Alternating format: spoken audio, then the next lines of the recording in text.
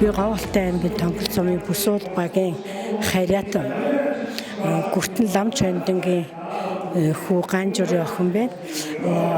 Би энэ өвөг дээдсийнхээ нутагт аав ээжийнхээ нутагт энэ 100 дамжсан энэ сайхан арга хэмжээнд оролцож байна. Энэ оролцож байгаа одоо баяртай сая бид нэр одоо аав ээж өвөг дээдсийнхээ нутагт зориулж нүдэн нууран дээрээ нүдэн суурга босгосон ах дүү нартай уул усаа төсч нутаг орноо төсч сайн сайхан амьдрахыг хүсэн өрөөё. 100 жил дээрээ сайхан надаарай.